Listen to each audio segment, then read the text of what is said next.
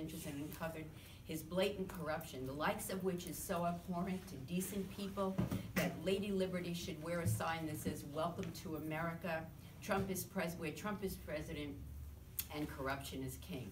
So my question to you, Representative Stefanik, is if and when, I'm going to say when, the House and the Senate committees and the FBI present the DOJ with evidence that Trump colluded with the Russians to win the election, will you then vote to impeach him? Well, I'm a part of the investigation, so I would not be doing my job if I assumed what the outcome would be. I think we need to have an objective process, and I hope you'll look at the first hearing. My set of questions were not politically driven, they were fact-based, and they were hailed by the Washington Post as some of the best questions. As a member of the House Intelligence Committee, it would not be ethical for me to say what the outcome would be if I'm a part of the investigation. I take that role very seriously. It's being done on a bipartisan basis. You've seen the Chairman Nunes recuse himself, and we have a fresh start moving forward regarding the investigation, but I need to be an active, and I am an active participant, following the facts wherever they may lead. And if they lead to, without I can't answer those hypotheticals because I serve on the committee. I'm part of the investigative committee. Okay, we're going to move off that question that's been asked 3 times. 252-079. Maybe it's important. 079, are you here? Right there. Question? Is it the same question? No. All right. No, it's not the same question. My name's Diane Chahovich. I'm from Middle Grove. I've contacted your office several times. I have 100 questions, and I'll just give 2 or 3, and then you can choose to answer whichever one you want to, because I would like to know where you stand. Could you explain the situation with the work visas for immigrants working in agriculture in New York State as well as in the United States? And wondering how that immigration visas are going to affect Saratoga this summer, which is where I live.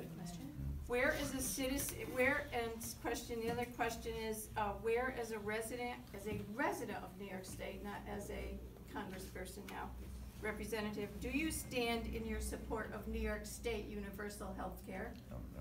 And finally, are you in favor of defunding the arts, as President Trump has proposed, knowing that one weekend in Mar-a-Lago would pay for the whole year of the arts for the whole country?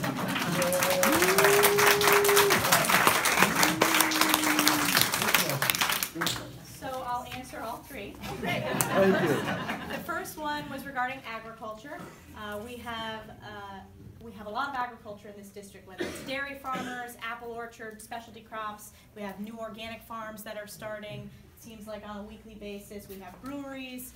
I have actually been a leading voice when it comes to our ag worker visa programs. I support having a 3 to 5 year program for our dairy workers, which usually are workers from other countries. And I had a roundtable last week with dairy farmers from Lewis County who are deeply concerned about making sure that they have some type of status, because the farms are going to go out of business otherwise. I've introduced legislation that would move the H-2A visa program to be managed by USDA rather than Department of Labor, because the Department of Agriculture knows how farms work and will have a better understanding and better relationships. In terms of the seasonal workers, which you were referencing regarding the track, or seasonal workers would apply to apple orchards, for example, there are reforms that need to be made. It amazed me when I went to an orchard up in Clinton County, right around Plattsburgh. It was in Peru. They talked about how they've had the same workers for the past 30 years, yet they have to go through this onerous application process every single year, and there's months and months of a backlog.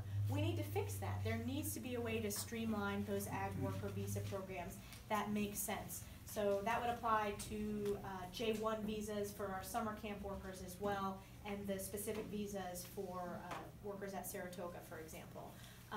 The second question was, I remember the arts. What was the second? The universal health care in New York State. I think states should have flexibility to make decisions about what their population needs regarding health care. I would be concerned if it's an increase in tax dollars. We're already the highest taxed state in the entire country. So I want to see the specifics of that plan. What I'm focused on is improving access and patient-centered healthcare. So allowing an individual or a family to access and purchase, so it has to be affordable, the healthcare that works for them. And I think the piece that's frustrating for me is costs continue to go up. I want to see costs go down because then more people would purchase healthcare insurance. And the last question was on National Endowment for the Arts. I co-chair what's called the STEAM Caucus. You hear a lot about STEM education, science, technology, engineering, and math. If you put in the A, that adds in arts education. That's bipartisan. I support funding the NEA. I don't support defunding it. Arts have played an important part in my life and my schooling. I visited a lot of the arts institutions in this district, both as a congresswoman, but more importantly, just as a community member, because I like those resources. I think they're important for community development. So, no, I don't support defunding the NEA. But regardless, I know you made the comparison to a weekend at Mar-a-Lago. Regardless of that, I don't support defunding the NEA as a policy position, which I think is important. Okay, I think we're over time, but we can do a couple more. Couple more? Mm-hmm. 252-080. Are you here? 080? You have a question? Hi, sir. Thank you for coming to Fulton County.